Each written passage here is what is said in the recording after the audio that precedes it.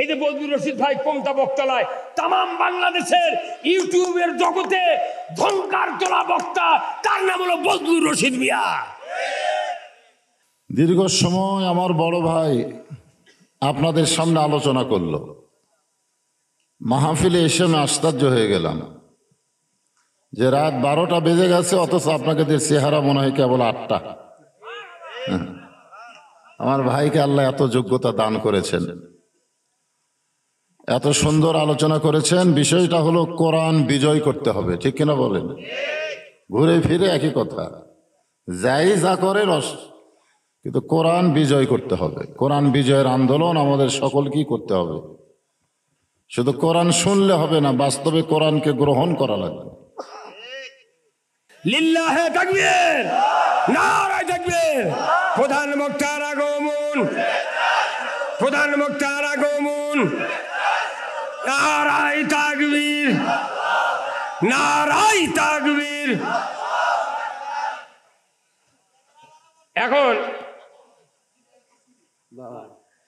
এখন হচ্ছে কি তখন করছে যে ভাই টেস্ট করেছি লাইন আসছে নাকি, কথা বলেন। আচ্ছা, এই আর্থিং এর লাইন না রাখে এই লাইন যদি কাটে দিয়া কিয়ামত পর্যন্ত সিম টেলে যদি ঢালাই করবে চায়, একটা ফোঁটা দিবে পারবি? হ্যাঁ যেরকম পারবি। তাহলে যে কোনো জিনিস তৈরি করতে গেলে ঢালাই দেয়া গ্রিলের, তাহলে অবশ্যই আর্থিং এর লাইন করা ফরজ। কথা কর, ফরজ কিনা? আমরা এই যে বক্তৃতা দিচ্ছি, আল্লাহ হলেন পাওয়ার হাউস আর কোরআন হলো মিটার। কোরআন কি মিটার, এই মিটার থেকে আমরা ডাইরেক্ট লাইন দিয়ে কোরআন হাদিসের বক্তৃতা দিই। কিন্তু আমরা বলি সুদ হারাম, চুরি হারাম, জানা হারাম, কিন্তু রাষ্ট্রশক্তি যদি আর্থিং না থাকে এ হবে কিছু? আর্থিং ছাড়া যেরকম ঝালাই হয় না, রাষ্ট্রশক্তি ছাড়া কোনো বক্তৃতা পৃথিবীতে কায়েম হয় না। এই কথা ঠিক কিনা? তাহলে রাষ্ট্রশক্তি আগে জরুরি না কারেন্ট আগে জরুরি? আগে রাষ্ট্রশক্তি দরকার, বক্তৃতা পরে আমরা দেব। কথা ঠিক কিনা? এই যে বক্তৃতা দিয়ে ভাইয়ের ফেসবুকে দেখেছেন, এই দেশে এত বক্তা মরে গেল, ইসলাম তো বিজয় হলো না। কারণ ইসলাম বিজয় করতে গেলে নেতার দরকার, নেতার দরকার। ইনকে নেতা বানার লাগবি, দাওয়াত দেওয়া লাগবি। ওই করলে আলামুল আল্লাহর সাথে দাওয়াত দিয়ে লাভ নাই। ইজহাবিলা ফেরাউনা ইন্নাহু তাগা। হে মুসা, তোমাকে শুআয়বের বাড়িতে মুরগির রান খাওয়ার জন্য পাঠানো হয় নাই। তুমি যাও ফেরাউনের কাছে দাওয়াত দাও, সে সীমা লঙ্ঘন করেছে। লা ইলাহা ইল্লাল্লাহ মুসা কালিমুল্লাহ। কোথায় মুসলমান? আসুন না আমরা সবাই মিলে আল্লাহর কোরআনের পথ ধরি। বক্তৃতা একটাই, বাংলাদেশে সওয়াবের অনেক বক্তৃতা হয়েছে। আমরা কাউকে ক্ষমতার থেকে নামাতে চাই না, আপনারাই ক্ষমতার থাকেন। দেশটা কোরআন দিয়ে চালান, পেঁয়াজ দেয়া পান্তাকা শুয়ে থাকবো, আজরাইল না আসলে চেতন পাবো না। আপনাদের নন্দীগ্রামে কৃতি, নন্দীগ্রাম না, নন্দীগ্রামে কৃতি সন্তান, কিন্তু গোটা বাংলাদেশ যদ্দূর পর্যন্ত আমি গেছি, আল্লাহ আমাকে নিয়ে গেছে, তদ্দূর পর্যন্ত আমি গিয়ে দেখি আমার ভাইয়ের নাম আছে। আল্লাহ পাক তাকে গোটা বিশ্বের বাংলা ভাষাভাষী যারা, বাংলা ভাষাভাষী বিশ্বে আছে না নাই, সব দেশে আছে, সব দেশে আমার ভাইয়ের কণ্ঠস্বর অনেকে শোনে। আমি এবছর আমার জামাই বউ সবাইকে নিয়ে হজ করতে গেছিলাম। তো হজ করতে গিয়ে, ওমরা করতে গিয়ে ওখানে কাকিয়ান একটা বাজার আছে, কাকিয়ান বাজার। ওই বাজারে আমি পান কিনতেছি, পান। ওই পান কেনার সময় আমার ভাইয়ের ওয়াজ বাজতেছে সৌদি আরবে। তা আমারে কইল, হুজুর এই বক্তারে চেনেন? ও যে ওয়াজের মধ্যে বললো যে বজলুর রশিদ আমার ছোট ভাই, আমি ওর দাদা।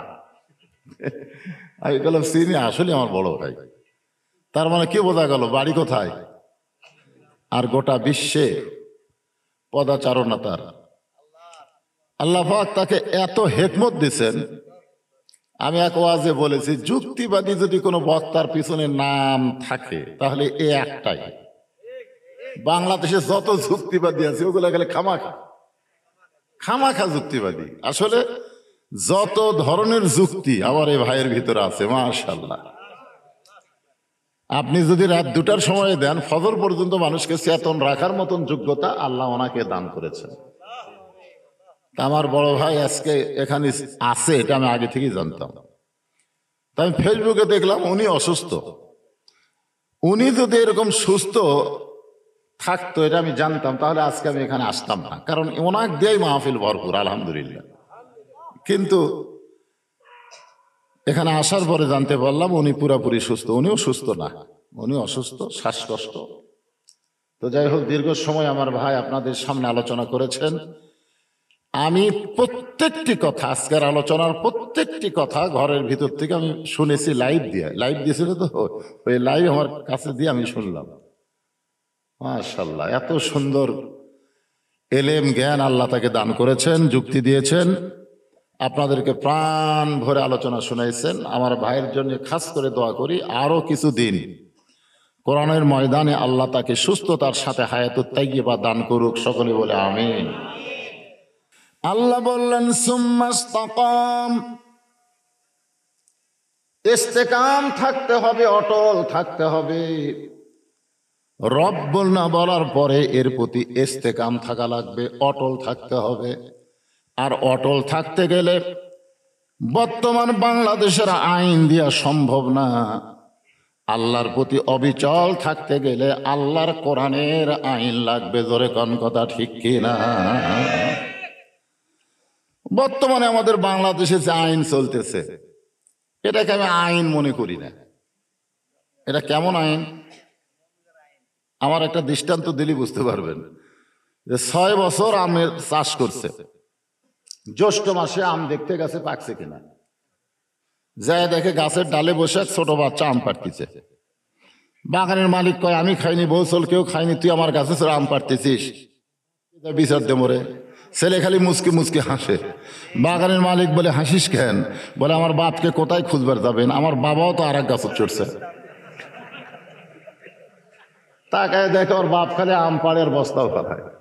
গাছের নিচে বসে কান দেয়ার বলে, আল্লাহ বিচার দেবো কার কাছে? বেটাও চোর, বাপও চোর। জোরে কোন ঠিক কিনা?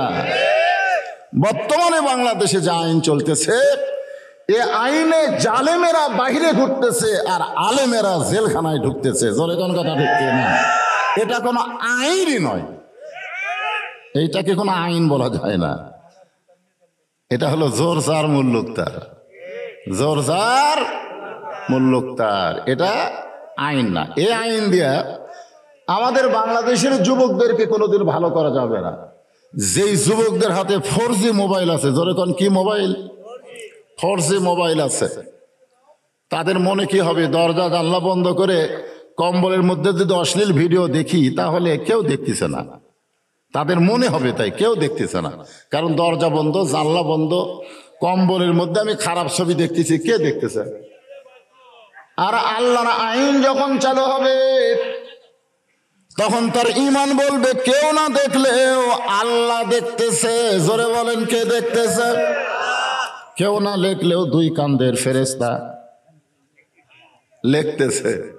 আজকে আপনারা বলেন তো, আল্লাহর আইন যদি বাংলাদেশে চালু থাকতো, তাহলে আমাদের যুবকগুলো কেমন হতো? এটা কি আমরা দেখবার পাইছি? দেখবার পাইছি? আচ্ছা, দেখার কি কোনো ইচ্ছা আছে? হ্যাঁ, তাহলে আমি আপনাদেরকে সেই ধারায় আলোচনা শোনানোর চেষ্টা করতেছি। একটু ধৈর্য ধরে। রাত 12টার পরে ওয়াজ শোনা কোরআন হাদিস দেওয়া সমর্থন করে না। কি জন্যে করে না? আপনারা মাইকিং করছেন, সিনজানি মাহফিল হবে 21শে ফেব্রুয়ারি, ঠিক কিনা বলেন? কিন্তু 12টার পরে কত ফেব্রুয়ারি? 22শে ফেব্রুয়ারি। এই দিক দিয়ে আপনারা ধরা খাচ্ছেন। 2 নম্বর ধরা খাওয়া হলো, আল্লাহ রাসূল বলেছেন, এশার নামাজের পরে তোমরা কোনো গাল গল্প করবো না, তোমরা ঘুমায় যাও। কারণ তাহাজ্জুদের মহব্বত আর ফজরের জামাত তোমাদেরকে ধরা লাগবে। জোরে কোন ঠিক কিনা? অনেক দিক দিয়ে আমরা কিন্তু ধরা খাওয়া। তারপরে আপনাদের মাথার মধ্যে ঘুম চলে আইছে। একজন যদি ঘুমাইতে টুপতে টুপতে ঘুমাইতে ঘুমাইতে বউকে বলে 7 তালাক, 10 তালাক, 20 তালাক, বউ কিন্তু 1 তালাকও হবে না। কারণ ঘুমের মধ্যে বউ তালাক হয় না। তো এই জন্য আপনারা চেতন থেকে কথাগুলো শোনা লাগবে। কোরআন কি ঘুমন্ত কিতাব না চেতনার কিতাব? হ্যাঁ, চেতনার কিতাব। আল্লাহ বললেন ওয়াবশিরু বিল জান্নাতিল্লাতী কুনতুম তুআদুন। আল্লাহকে রব বলার পরে এর প্রতি যারা অটল থাকবে, আল্লাহ বলেছেন তাদের কোনো ভয় নাই, তাদের কোনো চিন্তা নাই, এই দুনিয়াতেই তাদেরকে জান্নাতের সুসংবাদ দেওয়া হবে। এখানে ভয় নাই চিন্তা নাই মানে দুইটা জিনিস বোঝানো হয়েছে। ভয় নাই মানে কিসের ভয় নাই? কিসের ভয়? ভোটের আগে আমাদের এলাকার লোকেরা বুঝলেন একজনও বাড়িতে নাই, আর পাঁচটি এলাকার যারা অন্য দল করে তারা একটাও বাড়িতে নেই। তো একজন আবার খুবই চালাক, ওই আবার কবরের মধ্যে যা ঘর বানাচ্ছে, মানে কবরের মধ্যে মাটি খুঁটে ওই একটা ঘর বানাচ্ছে, তার মধ্যে খেয়ার বিছা দিয়ে কম্বল দিয়ে ল্যাপলে শুয়ে থাকে। পুলিশেরা ঘরে কিন্তু আর খোঁজ পায় না। মাঝে মাঝে বাড়িতে মোবাইল করে, কেগো খবর কি, বলে 2 বার পুলিশ আসছিল, আমি আরামে আছি। একটা জেতা মানুষ গোরস্থানে থাকা কি মনে করতেছেন?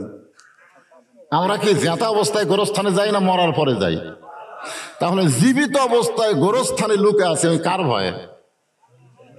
আল্লাহর ভয়ে।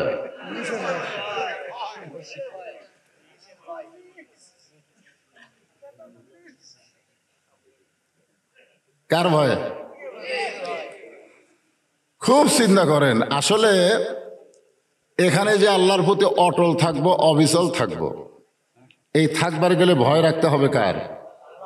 কোরআনের অন্য জায়গায় আল্লাহ বলে আইয়ুহাল্লাযীনা আমানুত্তাকুল্লাহা হাক্কা তুকাতিহি ওয়া লা তামুতুন্না ইল্লা ওয়া আনতুম মুসলিমুন। তো মনে করেন বুঝানোর জন্য বলতেছি, ওই তো নিরাপদে আছে। মাঝে মধ্যে বাড়িতে মোবাইল করে, বউ কয় যে পুলিশ আইছিল, কয় আলহামদুলিল্লাহ খোঁজ পাবি না, আমি এমন জায়গাতে আছি। মনে করেন বুঝানোর জন্য বলতেছি, হেকমত, এর নাম হলো হেকমত। আল্লাহ আজরাইলকে কইছে পুলিশের চেহারা নিয়ে তুই একটু ওর কাছে যা। তো পুলিশের পোশাক পরে ওর কাছে গিয়ে বলতেছি, কে রে ভাই, কবর থেকে লাভ দিয়ে কে রে, এই গোপন জায়গা তো খবর কে দিল? এই জায়গায় তো কোনো পুলিশ খবর পাওয়ার কথা না। কই ভাই রে আমি পুলিশ না, আমি আজরাইল। তখন মাথায় হাত দেখায়, হাই রে এমন বাংলাদেশ রে, যেই দেশে পুলিশ ধরার ভয়ে আজরাইল ধরবে আমার মনেই নেই। আজকে বাংলাদেশে মানুষ আজরাইল ধরার চিন্তা করে না, পুলিশ ধরার চিন্তা করে। জোরে কোন কথা ঠিক না? আর যতক্ষণ আজরাইল ধরার চিন্তা না করে পুলিশ ধরার টেনশন করবে, ওই মানুষ কোনোদিন রবকে স্বীকার করে তার প্রতি ইস্তেকাম থাকতে পারবে। এখন আপনারা মনে মনে চিন্তা করেন কার ভয়? আমাদের মতন মৌলানাকেও নেতারা ভয় দেখায়, হুজুর এমন ওয়াজ করবেন যেন টেজর থেকে গাড়ি তুলতে পারেন, পুলিশ যেন হ্যান্ডকাপ না লাগায়। এখন মৌলানা ভয়ে দোয়া করতেছে, রব্বানা আতিনা ফিদ দুনিয়া হাসিনা ওয়া ফিল আখিরাতি হাসিনা। হাসানার জাকাত হাসিনা মেরে দিছে। আজকে এখানে যারা বসে আছেন একটু মনোযোগ দিয়ে শুনবেন। অসুস্থ মানুষ আর হয়তো জীবন আপনাদের সিংজানি মাঝরায় আসতে পারবো কিনা তার কোনো গ্যারান্টি, কোনো গ্যারান্টি নেই। আমি যেখানেই যাচ্ছি সেখানে জনগণ থেকে বিদায় নিচ্ছি যে আসলেই শারীরিক সমস্যা, অসুস্থতার কারণে হয়তো পুনরায় আর ওয়াজের জগতে ফিরে আসা সম্ভব না। তো বহুবার আপনাদের এখানে আইছি, বহুবার আসেনি।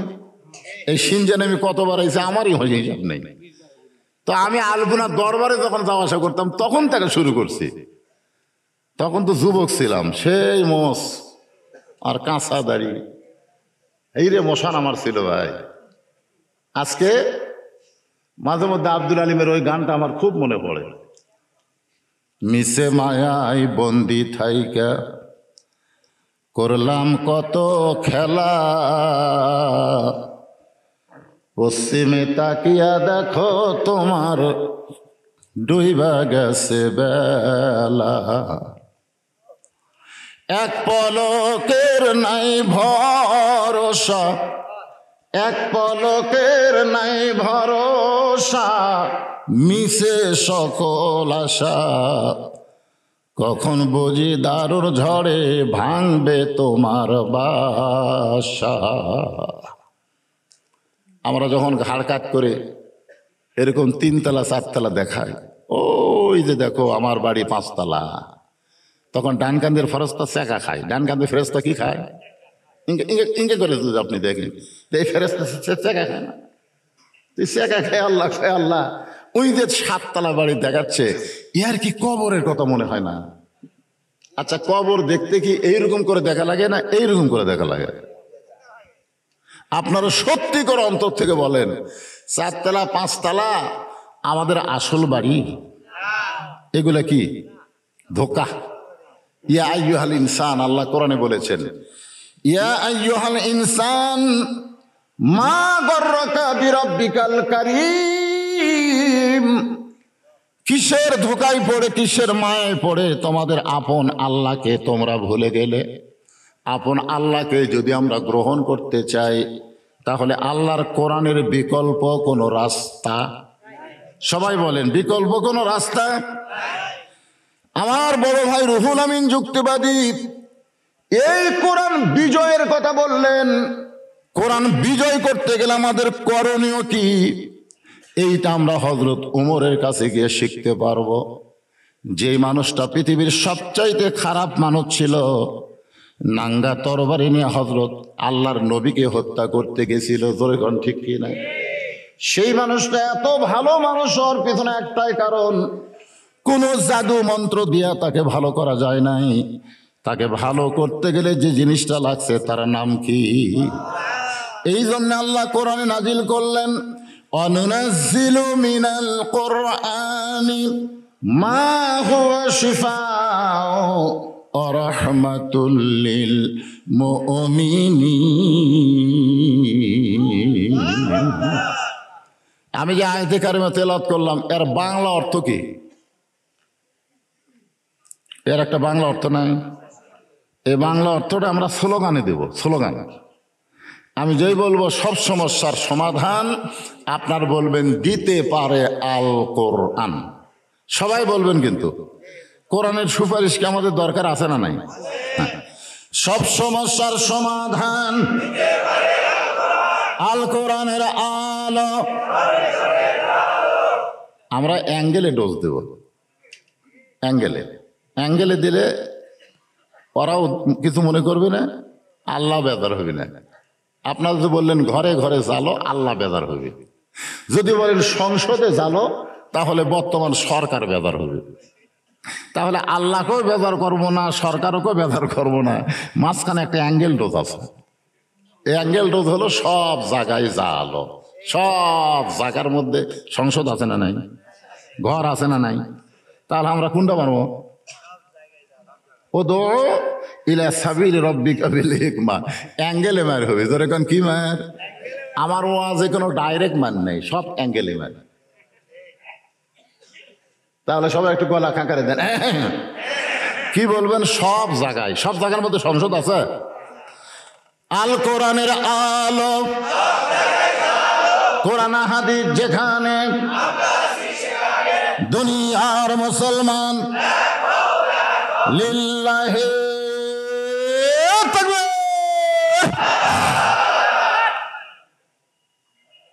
আলহামদুলিল্লাহ। আপনারা দেখেন, আমি কিন্তু বলেছি দুনিয়ার মুসলমান এক হো। এখানে আওয়ামী লীগ আছে না নাই? এরা যখন ভিন্ন হয়ে যাবে, আওয়ামী লীগ ভিন্ন হয়ে গেছে, বিএনপি ভিন্ন হয়ে গেছে, তখন করে আল্লাহ আকবার বলতে পারবি? কথা কয় না। বাংলাদেশে আওয়ামী লীগের যত বড়ই মিছিল হোক, আপনারা কোনোদিন আল্লাহ আকবার শুনছেন? কিন্তু এই মাহফিলে দেখছেন, এই মাহফিলের মধ্যে যখন বসবেন, তখন আর আওয়ামী লীগ বিএনপি জাতীয় পার্টি নাই, সব একদল মুসলমান। জোরে জোরে সুবহানাল্লাহ। এখন আসেন, ইন্নাল্লাযীনা ক্বালু রাব্বুনাল্লাহু সুম্মা ইসতাকাম, নিশ্চয় আল্লাহকে রব স্বীকার করে এর প্রতি যারা অটল থাকবে। এই অটল থাকতে গেলে বর্তমান সমাজের দ্বারা হবে না, বর্তমান রাষ্ট্রের দ্বারা হবে না, নতুন একটা সমাজ তৈরি করা লাগবে, নতুন একটা রাষ্ট্র তৈরি করা লাগবে। যে রাষ্ট্র মানুষের আইন দিয়ে চলবে না, যে রাষ্ট্র চলবে আমার আল্লাহর কোরআন দিয়া, আল্লাহর কোরআন দিয়ে যদি বাংলাদেশ চলে, তাহলে আমাদের বাংলাদেশের চিত্র কেমন হবে, চরিত্র এবং চিত্র কেমন হবে আমরা কোনোদিন দেখতে পাবো কিনা? পাবো? 50 বছর কোরআনের হক তাফসির করে আল্লামা সাইদি হুজুরি দেখতে পারলো না। জোরে কোন কথা ঠিক কিনা? ওনার মতন এত সুন্দর ওয়াজ, এত সুন্দর তাফসির কিয়ামত পর্যন্ত বাংলার জমিনে হবে কিনা সন্দেহ আছে। জোরে কোন কথা ঠিক কিনা? অথচ উনি দেখতে পেলেন না। আর হামাকের মতন ফেস্টারা কিন্তু রাসূল বলেছেন, মান সাআলাল্লাহু তাআলা, আল্লাহ রাসূল বুখারী শরীফের হাদিস, মান সাআলাল্লাহু তাআলা আশ-শাহাদাতা বিসিদকিন বাল্লাগাহুল্লাহু মানাজিলাশ শুহাদাই ওয়া ইম্মা তাআলা ফিরাশিহি। হাদিসের বাংলা অর্থ হলো, আল্লাহর কোরআনের বিজয়ের আন্দোলন করবে, আল্লাহ রাস্তায় শাহাদতের তামান্না নিয়া, দরকার হলে শহীদ হব, কিন্তু আল্লাহর কোরআনের বিজয় করে দেব, বিজয় করেই ছাড়বো, এই নিয়তে যারা কাজ করবে, ওই মাতা আলা ফিরাশিহি, যদিও সে নিজের বিছনায় মৃত্যুবরণ করে, বাল্লাগাহুল্লাহু মানাজিলাশ শুহাদা, হাসরের ময়দানে আল্লাহ তাআলা শহীদদের কাতারে দাঁড় করায়া দিবে। তাহলে আমরা হয়তো বাংলাদেশে কোরআনের বিজয় দেখতে পেলাম না, কিন্তু কোরআন বিজয়ের আন্দোলন করে যদি মারা যায়, তাহলে আল্লাহ আমাদেরকে শহীদদের কাতারে দাঁড় করায় দিবে। সেই হিসাবে কোরআন বিজয়ের আন্দোলন আমাদের করার দরকার আছে না নাই? আজকে কোরআনের আন্দোলন না থাকার কারণে শিক্ষানীতির মধ্যে নাস্তিকদের নীতি ঢুকে গেছে। জোরে কোন কথা ঠিক কিনা? এমনকি আলিয়া মাদ্রাসার মধ্যেও এই শয়তানেরা আজে বাজে শিক্ষা ঢুকাই দিচ্ছে। আলিয়ার হুজুরা কিছু বলতে পারতেছে না, যে বললে যদি চাকরি যায়, বললে যদি ব্রাকের একজন বলা মাত্র চাকরি শেষ। এখন চিন্তা করতেছে রিজেক্ট দেওয়ার মালিক কে, আল্লাহ না চাকরি? এই যে ভাই আমার কি মনে করতে, চাকরি মনে করতেছে। অথচ আল্লাহ কোরআনে বলেছেন, ওমা মিন দাব্বাতিন ফিল আরদি ইল্লা আলাল্লাহি রিজকুহা, পৃথিবীতে এমন কোন বিচরণশীল প্রাণী নাই যার রিজিকের ব্যবস্থা আল্লাহ করেনি। জোরে কোন সুবহানাল্লাহ। আপনাদের মনে নাই? আমার মনে আছে, আলপনা দরবারে আসতাম, কোন হুজুর টিফলে আসলেই রওশন আলম হায়দারি হুজুরের কাছে যেত, যা বলতে, হুজুর আমাকে দাওয়াত দেওয়া লাগবে। হুজুর তো খুব রাগিত লোক ছিল।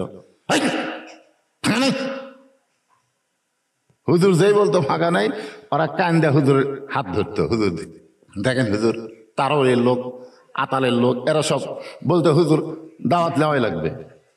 তো যখন হুজুর দাওয়াত নিত না, তখন আমি যে হাত ধরতাম, যে ভাই রে, এ ভাই আমার দাওয়াত দাও, আমি ওয়াজ করে পারি। তখন ওরা আমার হাতের মধ্যে যে একটা ঝ্যাংটা মারতো, বুঝলেন?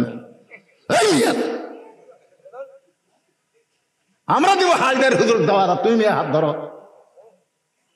আমি ঘরের মধ্যে দেখ কান্দি, আল্লাহ কি বিপদ রে, ওয়াজ তো আমিও জানি, আমাকে দাওয়াত দেয় না।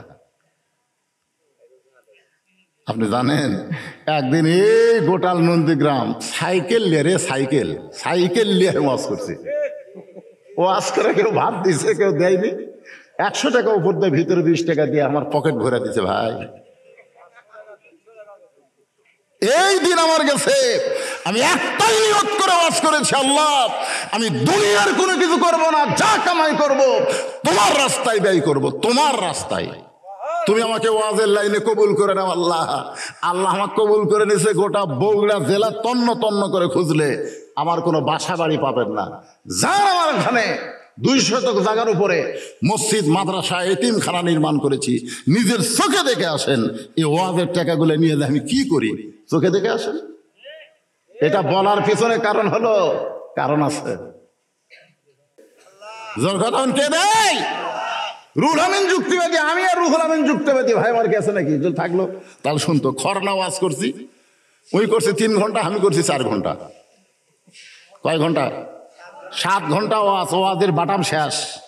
তারপরে ফুরফুরার হুজুর আসলো ফজরের 8 ঘন্টা আগে, আসা কি এক দরুদ শরীফ মোনাজাত দিয়ে টাকা যা আসলো সব নিয়ে চলে গেল।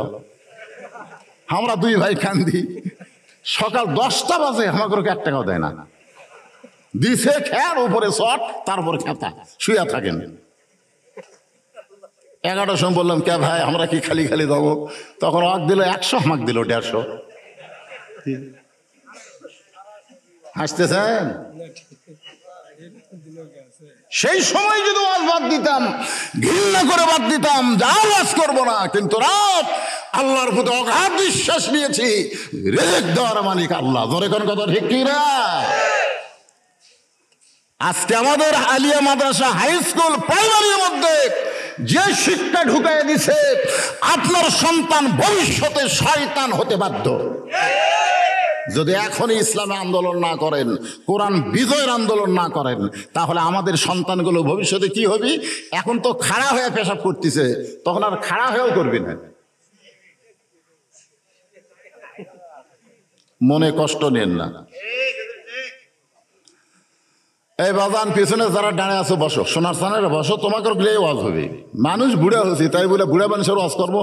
যুবকেরই করবো, বসো। হ্যাঁ, সবাই বসো। বোনাস হিসেবে তোমরা তো খাবার পাবে, অসুবিধা কি? মেলার মধ্যে ঘরে, মেলার মধ্যে না ঘরে সামিনার তলে আসো। এখন সে কথা বলতেছিলাম, ইন্নাল্লাযীনা ক্বালু রাব্বুনাল্লাহ সুম্মাস তাকাম। এই সুম্মাস তাকাম এইটা বোঝানোর জন্য হযরত ওমর এই কোরআনের পরশে এক সময় আল্লাহ তাআলা তাকে অর্ধ পৃথিবীর খলিফা বানায় দিছে, অর্ধ পৃথিবীর রাষ্ট্রনায়ক হযরত ওমর।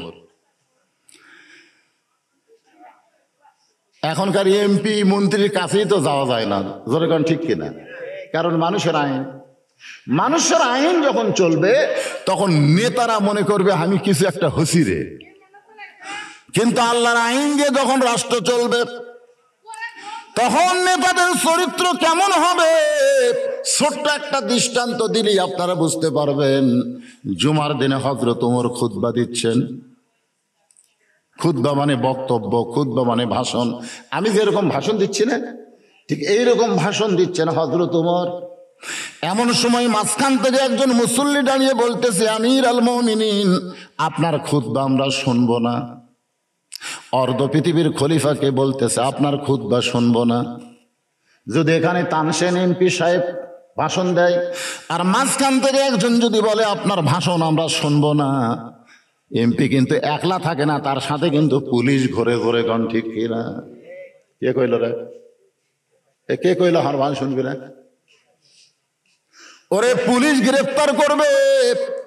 কিন্তু হযরত ওমর কোরআন দিয়ে রাষ্ট্র চালানোর কারণে আল্লাহ তার মন মেজাজ এত সুন্দর করে দিয়েছে, চোখের পানি বের করে বললেন, ভাই আমার খুতবা না শোনার কারণ কি? সাহাবী বলতেছে, আমাদেরকে খাটো পাঞ্জাবি দিয়া আপনি লম্বা জুব্বা পরে খুতবা দিচ্ছেন। আপনি লম্বা জুব্বা কোথায় পাইলেন? এটা যতক্ষণ না বলবেন ততক্ষণ আপনার খুতবা শুনবো না। আমরা সোয়াবিনের তেল কিনি 100 টাকার জায়গা 200 টাকা, পেঁয়াজের দাম কখনো 150, কখনো 200, সকালবেলা গোস্ত কিনি 600, বিকালবেলা 700। আমরা কৃষকের এত কষ্টে আছি, তোমাকে ভোট দিয়ে নেতা বানাইলাম আর তুমি 2 কোটি টাকার গাড়ি নিয়ে ঘোরো।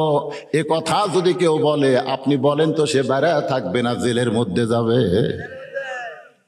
হযরত ওমরের মতন অর্ধ পৃথিবীর খলিফাকে বলতেছে, আমাদেরকে খাটো পাঞ্জাবি দিয়ে আপনি লম্বা জুব্বা পরে খুতবা দেন, আপনার খুতবা আমরা শুনবো না। ওমরের চোখ দিয়ে দর দর করে পানি পড়তেছে।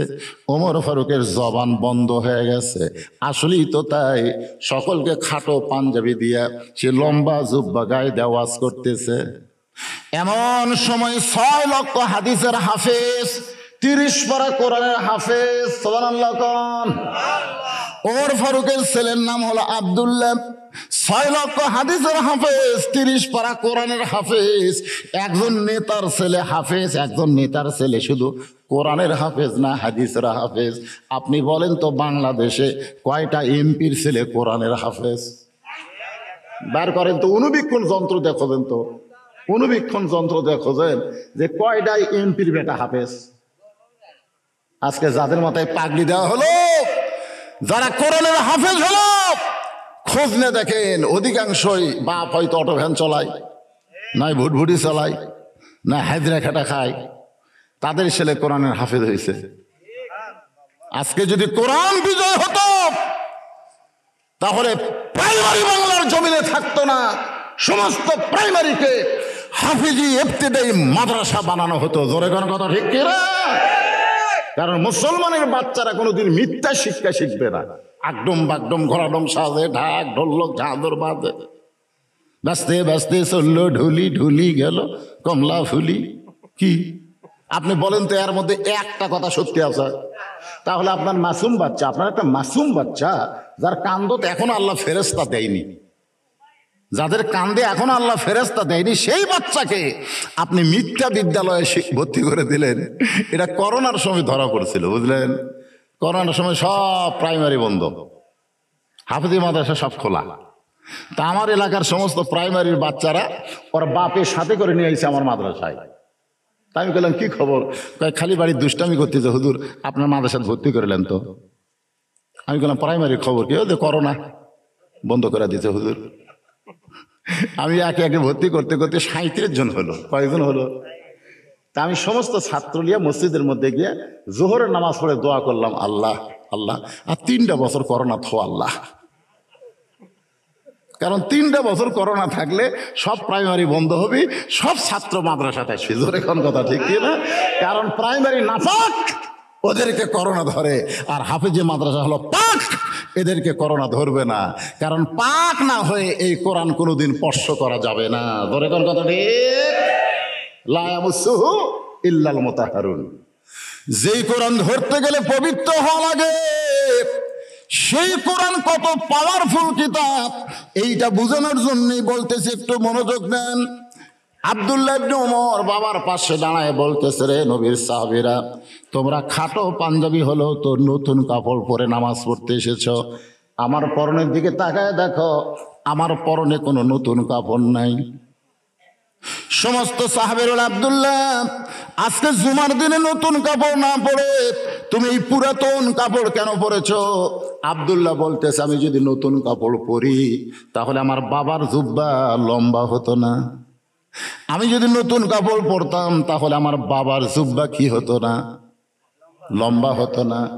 দুনিয়ার সবাই যখন ঘুমায় গেছে, এমন সময় আমার বাবা চুপি চুপি আমার দরজায় গিয়া ডাক দেওয়াল, আব্দুল্লাহ আব্দুল্লাহ।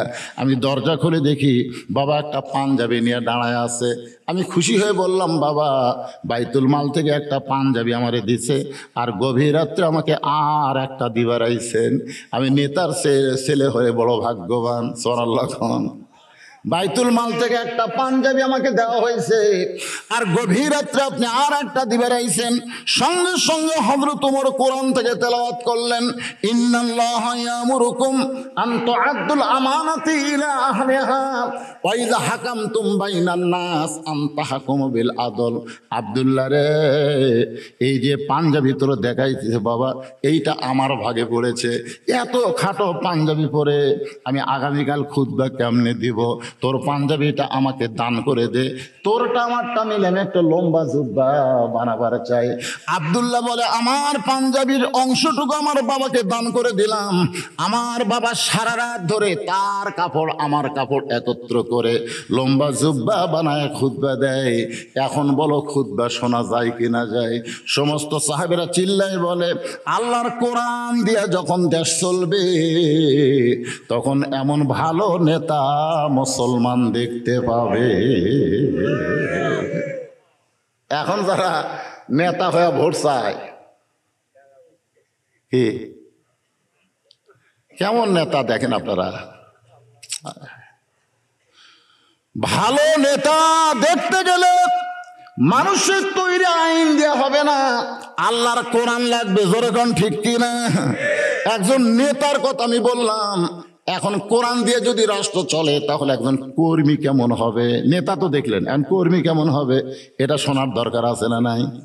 বিষয়টা হলো সুম্মাস্তাকাম, সুম্মাস্তাকাম, এর প্রতি অবিচল থাকা, অটল থাকা, এর বিষয় নিয়ে কথা বলতেছি। একজন কর্মী কেমন হবে এটা দেখার জন্য হযরত ওমর ছদ্মবেশে মদিনার অলিগলি ঘুরতেছে।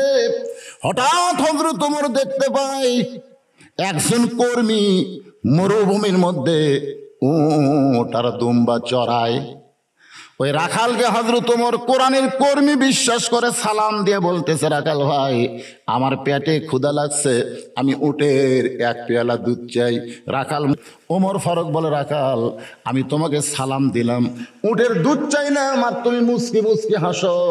রাখাল বলে, পথিক রে তুমি সালাম দিলে, উটের দুধ চাইলে, আর আমি তোমাকে উটের দুধ দিব এমন কর্মী আমি না, এমন রাখাল আমি না।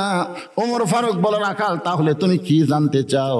রাখাল বলতেছে, আমার জানার বিষয় হলো তোমার পরিচয় কি? ওমর ফারুক চিন্তায় পড়ে গেলেন, আমি অর্ধ পৃথিবীর খলিফা, এই পরিচয় রাখালকে কেমনে দিব? পরিচয় যদি দেই তাহলে গুমুর ফাঁস হয়ে যাবে। ওমর ফারুক এই চিন্তা যখন করতেছে, সব সমস্যার সমাধান দিতে পারে কি? আল্লাহর কোরআন বলে, ওমর রাখাল যখন তোমার পরিচয় চাইছে তুমি আসল পরিচয় দাও। তোমার আসল পরিচয় হলো তুমি বক্তা না, আসল পরিচয় তুমি এমপি না, আসল পরিচয় তুমি প্রধানমন্ত্রী না, আসল পরিচয় তুমি খলিফা না, আসল পরিচয় হলো মিল্লাতা আবিকুম ইব্রাহিম ওয়া সাম্মাকুমুল মুসলিমিন। আমরা যারা এখানে বসে আছি আমাদের আসল পরিচয় কি? আরো জোরে কর না কেন? আচ্ছা, আমরা যে মুসলমান এই ব্যাপারে সন্দেহ আছে? তাহলে জবান খুলে গভীর রাতে তাহাজ্জুদের সময় বলেন আমাদের আসল পরিচয় কি? আরো জোরে, জোরসে বলেন। ওমর ফারুক বলে, রাখাল আমার পরিচয় যখন জানতে চাও আমি হলাম একজন মুসলমান। রাখাল মুচকি মুচকি হাসে। ওমর ফারুক বলে, হাসার কারণ কি? রাখাল বলতেছে, আসল না নকল? আচ্ছা, মুসলমান তো মুসলমানই, ঠিক না? তাহলে আসল নকল মানে কি? মনে করেন যারা মাগরিব এশার নামাজ পড়েননি এখানে বসে আছেন না, আপনাদের মধ্যে মনে হয় কেউ নাই। যদি কেউ থাকে মাগরিবও পড়েনি এশাও পড়েনি, ওই মাশাআল্লাহ ফজরও পড়বি না। আচ্ছা, যে ব্যক্তি নামাজ না পড়ে মুসলমান দাবি করে ওই কি আসলে মুসলমান? আল্লাহ রাসূল বলেছেন, বাইনাল আবদি ওয়াল কুফরি তরকুস সালাত। বান্দা আর কাফেরের মধ্যে পৃথক করার জিনিসটার নামই হলো নামাজ। যে ব্যক্তি নামাজ পড়ে সে আল্লাহর বান্দা, যে নামাজ পড়ে না সে হলো কাফের। মন খারাপ করলেন আপনারা? না চাইলে যান, কি পড়ছেন তো নামাজ ইনশাল্লাহ? হ্যাঁ, তাহলে সেই জন্য তো আপনি বলতেছেন চাইলে যান, কিন্তু তারা পড়েনি, এরা কথা বলতেছে না। একটা স্লোগান হয়ে যাক গভীর রাত্রে, এই পুচকাই উড়িস কি? মাদেশের ছাত্র তো মনে হয়, মাদেশের ছাত্রগুলো অস্থির বেশি হয়, অস্থির। আমার মাদ্রাসা আছে তো, এরা দেখবেন যখন কোরআন শরীফ পড়বার বসে 1 ঘন্টার মধ্যে 2 বার পেশাব করে, মানে পড়া চুরি করার জন্য। আসে বেড়ে গদাই মেরে আবার। আমার এক মামা বলতেছিল যে সোল বল যদি রষ্ট করবার চাও তাহলে হাফিজি মাদ্রাসা দাও। আমার মামা আসলে নাস্তিক, বুঝলেন? নাস্তিক দেখে এই কথা কথা। সোল বল যদি ভালো করবার চাও তাহলে হাফিজি মাদ্রাসা দাও। জোরে কোন কথা ঠিক না? কিন্তু এই শালা নাস্তিক কি কথা, নষ্ট করবার চাও হাফিজি মাদ্রাসা দাও। আমার মামা একদিন হক যুক্তি দিচ্ছে, মামা কিভাবে সোলবল হাফিজে মাসে নষ্ট হলো? একদিন ওরা কোরআন শরীফ পড়তেছে তো, তোরকে পড়ার দিকে মন নষ্ট করার জন্য একটা শয়তান ঘোড়া হয়ে ওটি ঘুরতেছে। কি হয়ে? ঘোড়া হয়ে ঘুরতেছে।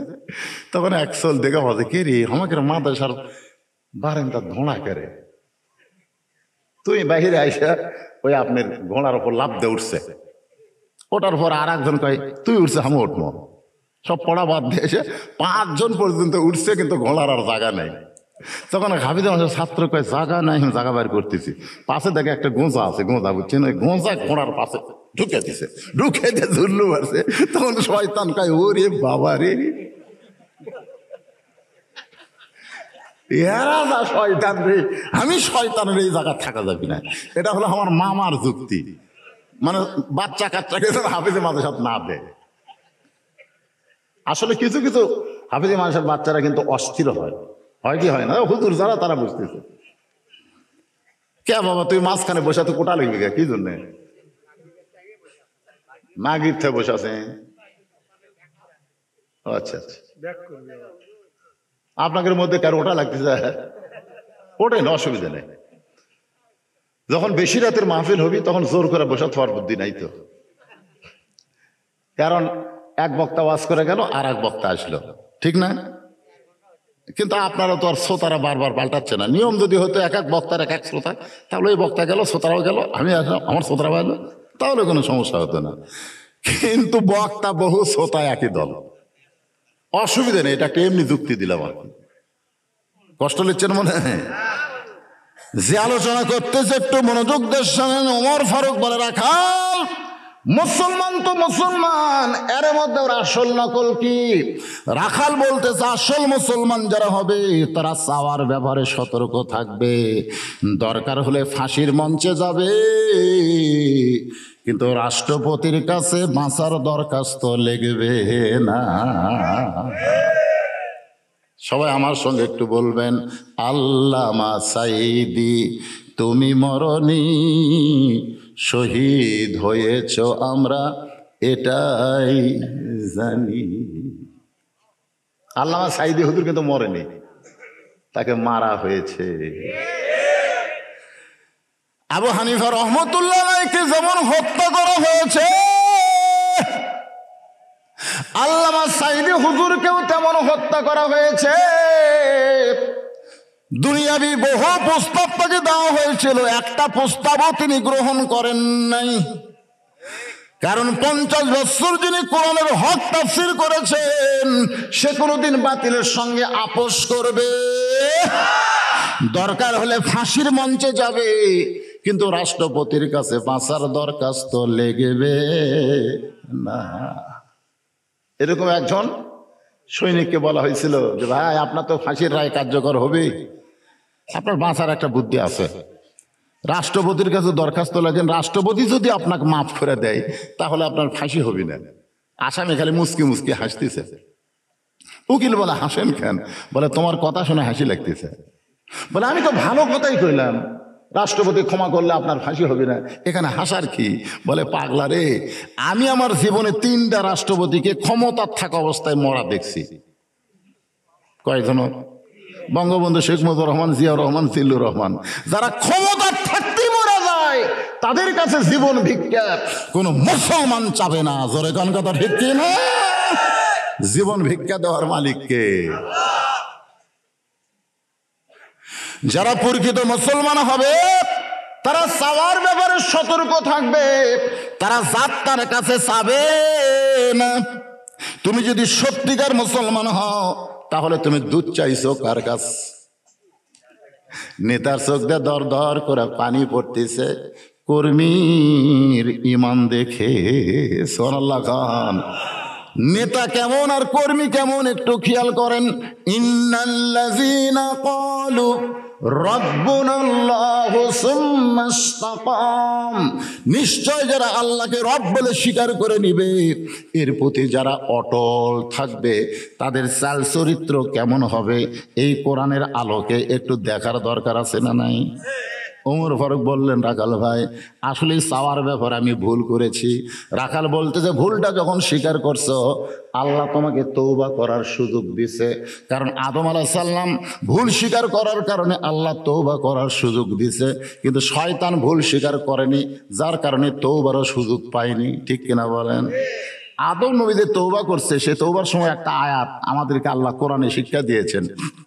যারা মাগরিব এশার নামাজ পড়েনি তারা সবাই আমার সঙ্গে পড়েন, আর যারা পড়েছেন তারাও পড়েন। রব্বানা পড়েন, রব্বানা যালামনা আনফুসানা ওয়া ইল্লাম তাগফির লানা ওয়া তারহামনা লানাকুনান্না মিনাল খাসিরিন। ওমর ফারুক বলে, রাখাল ভাই আমি তওবা করতেছি। রাখাল বলে, তুমি মূর্খ মানুষ, তুমি তওবা কেমনে করবা? ওমর ফারুক বলে, রাখাল আমি মূর্খ তোমার কে কইল? রাখাল বলে, চাওয়ার ব্যাপারে যে সতর্ক হয় না সে যতই ডক্টর কামাল হোক তারপরেও 18 সালে যখন নির্বাচন হলো, ডক্টর কামালের অধীনে এক দল শাহজালাল মাজারে গেছিল। ডক্টর কামালের অধীনে এক দল মাজারে যায় বলতেছে, বাবা আমরা ভোটার দাঁড়াচ্ছি, বাবা আমরা ভোটার দাঁড়াচ্ছি। দুই কান্দের ফেরেশতা কয়, আল্লাহ এই শয়তানেরা কার কাছে হাত পাচ্ছে? আসলে হাত পাতা লাগবে কার কাছে? ইয়া কানাবুদু, আমরা ইবাদত করি, কার আর সাহায্য চাই কার কাছে? রাখাল বলে, আমি তওবা করাই, তুমি আমার সঙ্গে তওবা পড়ো। এবার রাখাল হযরত ওমরকে তওবা পড়াচ্ছে। যারা তওবা পড়া ভালোবাসি তারা সকলে আমার সঙ্গে পড়েন, আস্তাগফিরুল্লাহ রব্বি মিন কুল্লি জামবি ওয়া আতুবু ইলাইহি। ওমর ফারুক তওবা করার পরে বলতেছে, ও রাখাল ভাই আল্লাহর হস্তে ওটের এক পেয়ালা দুধ দাও। রাখাল মুচকি মুচকি হাসে। ওমর ফারুক বলে, আবার হাসার কারণ কি? আমি তো আল্লাহর হস্তে উটের এক পেয়ালা দুধ চাইলাম। রাখাল বলে, হাসার কারণ হলো লিমা তাকুলু মালা তাফআলু। আল্লাহু আকবার। তোমার মুখের সাথে, দেখে না, মুখের সাথে মনের মিল নেই। তুমি সত্যি করে বলো তো, আমি উটের মালিক? আমি যদি উটের মালিক হইতাম তাহলে তুমি আমাকে রাখাল কইলা কেন? আর আমাকে যখন রাখাল কইছো তখন তোমার মন বলতেছে আমি উটের মালিক না। আর মালিক বাদ্দা রাখালের কাছে কেউ যদি আল্লাহর হস্তেও চায় রাখাল দিবার পারবে না। মনে করে, আমি অনেক ওয়াজে বলছি, মনে করেন আমি হলাম রাখাল, আমার জীবনে এই ঘটনা ঘটছে দেখেই তো আমি বলি। টেস্ট থেকে কেমন নামছি, ইতিমধ্যে এক লোক দৌড়ে এসে হাতে একটা চকচকে কসকসা লোট 100 টাকার দিয়ে কয়, হুজুর দোয়া করেন। টাকা পকেটের থেকে বললাম, ভাই কি দোয়া? কারণ বইয়ের পেটে সন্তান আইসে, আল্লাহ যেন একটা পুত্র দেয়। আমি চিন্তা করলাম, কে রে, আমি 3 মেয়ের বাপ, আমার দোয়া দিয়ে দিল বেটা হতো, তাহলে আমাকে আল্লাহ একটা দিত। এটা কিন্তু জানে না, ওই লোককে জানে। আমি ইচ্ছা করলে টাকা থেকে বলতাম, ঠিক আছে আল্লাহ তোমাকে একটা পুত্র দিবে, কিন্তু আমি তো বুঝলাম তো আমি নিয়েছি, আমার দোয়া কবুল হয় না। তাহলে খামাখা পরের বইয়ের পেটে যাত্রা হই। পকেট থেকে 200 বার করে দিলাম। ওই কাজ, হুজুর আমি দিলাম 100, আপনি দিলেন 200। আমি 3 মেয়ের বাপরে, আমার দোয়া যদি কবুল হতো তাহলে আমাকে আল্লাহ একটা পুত্র দিত। তখন বলে, হুজুর আপনার টাকা আপনি নেন, আমারটা আমাকে দেন। যেই টাকাতে যে মারতেছে দৌড়, খপ করে হাত ধরে বললাম, কোথায় যাবি? বলে, ওই হুজুরের কাছে যাবো তার বেটা সওয়াল আছে। আমি বললাম, পাগলা, কোনো হুজুরের কাছে না, কোনো বাবার কাছে না, কোনো মাজারের কাছে না, পাবার যদি চাও আল্লাহর কাছে চাও। চাইতে হবে কার কাছে? কোনো মাজারে, কোনো বাবার কাছে? বাবার কাছে চাইলে পাওয়া যাবে না। অনেক লোক দেখবেন মাজারে যায়, আমার দয়াল বাবার দরবারেতে কেউ ফিরে না খালি হাতে। যেখানে মাজার কেন্দ্রিক কোনো কিছু গড়ে উঠছে ওখানে সেরেক আছে না? নাই, মারাত্মক সেরেক আছে। এ কয়দিন আগে 800 হলো। ওরে বাবা রে, আমাকে আপনাকে এই এই এই রাস্তাতে বহু গেছে, শোনেন নেই? এই বাসের উপরে মাইক দেখালি, আমার দয়াল বাবার দরবারেতে কেউ ফিরে না খালি হাতে, গান বাজতেছে, ওরা ভিতর থাকে দুই কান্দের 2 ফেরেশতা বিরক্ত হয়ে গেছে। আল্লাহ করে, আমরা লেখবো কি? আল্লাহ কয়, কি লিখবো আমি তো বুঝতে পারতেছি না। কয় কি এই শালারা, কয় কি রে? এরকম আছে না নাই? যেরকম আছে না নাই? রাখাল বলে, পথিক সত্যি যদি উটের এক পেলা দুধ চাও তাহলে এখান থেকে মালিকের বাড়ি যাও, মালিকের বাড়ি হলো 10 মাইল দূরে। ওই মালিকের বাড়ির দরজাত গিয়ে বলো, মালিক তোমার রাখাল উট আর দুম্বা চড়াই, তুমি মালিক যদি হুকুম দাও তাহলে রাখাল আল্লাহর হস্তে ওঠের 1 পেয়ালা দুধ দিবে।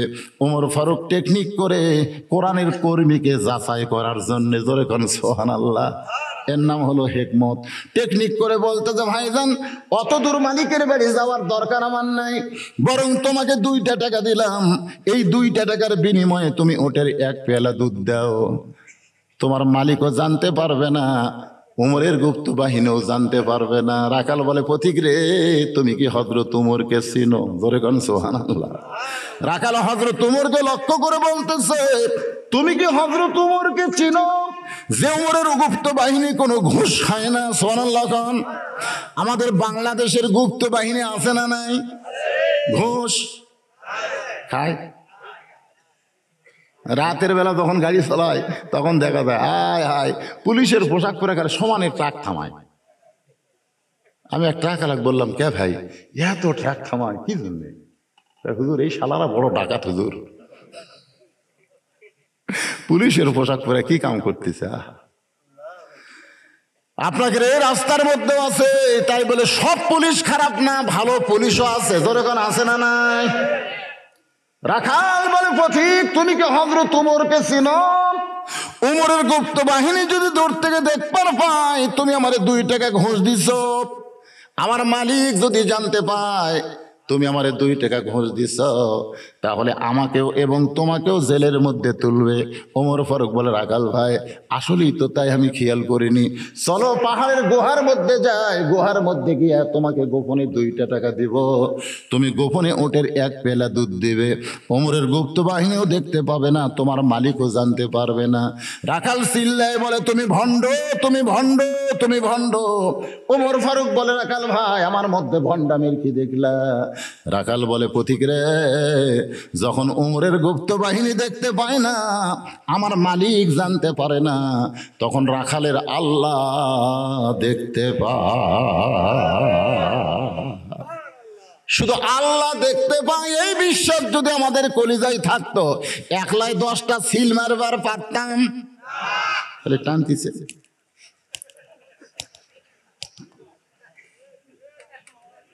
আমি আপনাকে ক্লিয়ার করে দেই, একজন বাপের জন্মে ছেলে 1টা ভোট দেবে, যাই 10টা ভোট দিছে ওর বাপ হলো 10টা। ওর জন্মের ঠিক নাই, বৈধ সন্তান কোনোদিন 1টা ভোটের উপর 2টা ভোট দিবার পারবে না। ধরে কথা কন না কেন? কথা কন। কেউ না দেখলেও কে দেখতেছে? এই বিশ্বাস আছে? রাখাল যেই বলতেছে, পথিক তুমি ভণ্ড, তুমি ভণ্ড, কেউ না দেখলো আল্লাহ দেখতেছে, সঙ্গে সঙ্গে ওমর ফারুক মারছে দৌড়। 1 দৌড়ে পাহাড়ের পাদদেশে গিয়া 2 রাকাত নামাজ পড়ে আল্লাহর কাছে বলতেছে, আল্লাহ তোমার কোরআন বিজয় হয়ে গেছে, তোমার কোরআন এত সুন্দর, তোমার কোরআন যখন দুনিয়াতে চালু হয়ে যাবে তখন কেউ না দেখলেও আল্লাহ দেখতেছে। এ বিশ্বাস মুসলমানের কলিজায় থাকবে। শুধু একটা বিশ্বাস যদি আমাদের কলিজার মধ্যে থাকে, কেউ না দেখলেও আল্লাহ দেখতেছে, তুমি দরজা জানলা বন্ধ করে অশ্লীল ভিডিও দেখতে পারবা না, কারণ দেখবার গেলেই তোমার ইমান বলবে। দরজা জানলা বন্ধ করলে বাপ মা ঘুমায়, কিন্তু আমার আল্লাহ ঘুমাইতেছে না। কেউ না লিখলেও কে লিখতেছে? না, লেখা লেখা 2 কান্দের ফেরেশতা লিখতেছে, আল্লাহ দেখতেছে।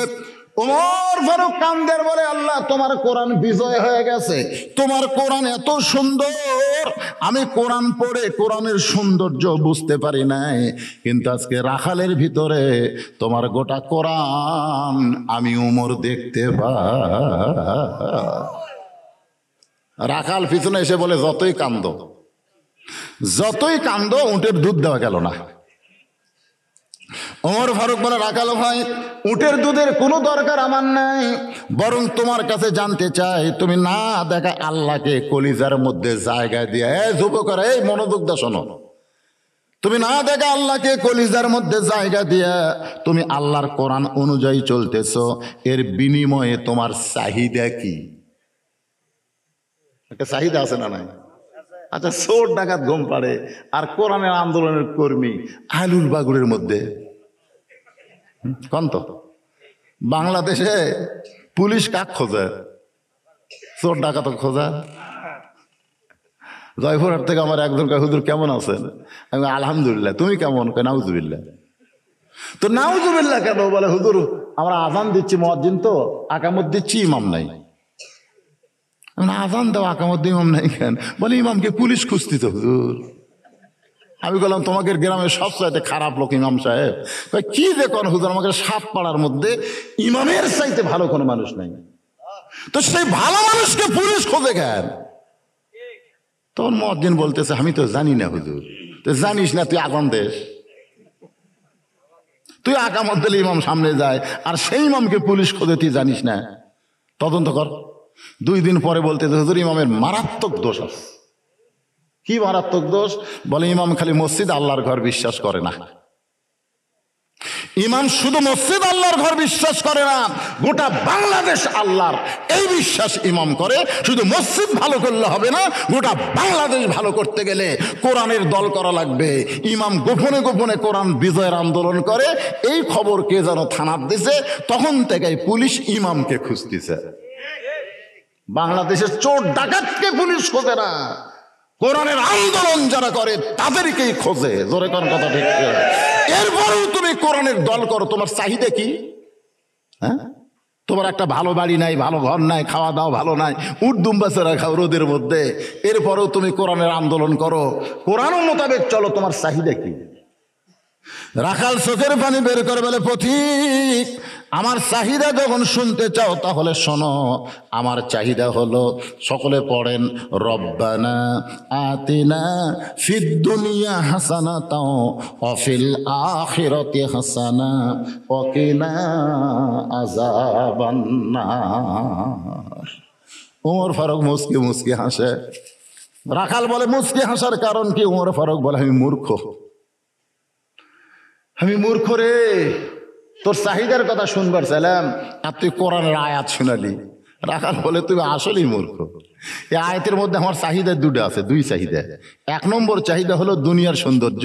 আমার দুনিয়ার চাহিদা হলো মহামানব হযরত উমরকে আমি এক নজর দেখতে চাই, যে উমর আল্লাহর কোরআন দিয়ে রাষ্ট্র চালানোর কারণে আমার মতন রাখাল না দেখা আল্লাহকে কলিজার মধ্যে জায়গা দিবার পারছি।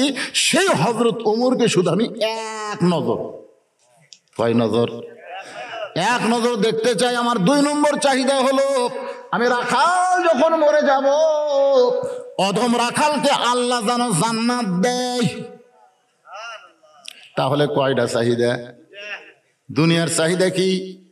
এই মহামানব হযরত উমরকে এক নজর, মানে ভালো নেতা। দুনিয়ার চাহিদা হলো ভালো নেতা। ধরে কোন কি নেতা? সামনে উপজেলা নির্বাচন আসতেছে, কোন নেতা?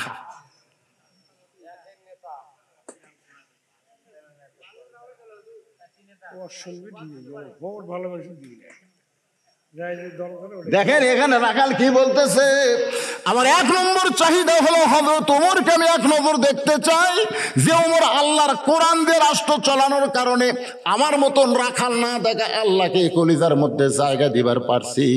সেই হযরত ওমরকে শুধু এক নজর দেখতে চাই। আমার 2 নম্বর চাহিদা হলো, আমি যখন মরে যাব, মরার পরে আল্লাহ যেন অধম রাখালকে জান্নাত দেয়। সঙ্গে সঙ্গে উমর ফারুক আমার হাতের দিকে তাকান, এরকম খপ করে হাত ধরে 3 বার চুমা খাসা। রাখাল কয় পাগল নাকি রে, আমার ঘামা হাতে 3 বার চুমা দিলে? তার কারণ উমর ফারুক বলে, রাখাল ভাই তোমার 2 নম্বর চাহিদা আল্লাহ পুরা করছে।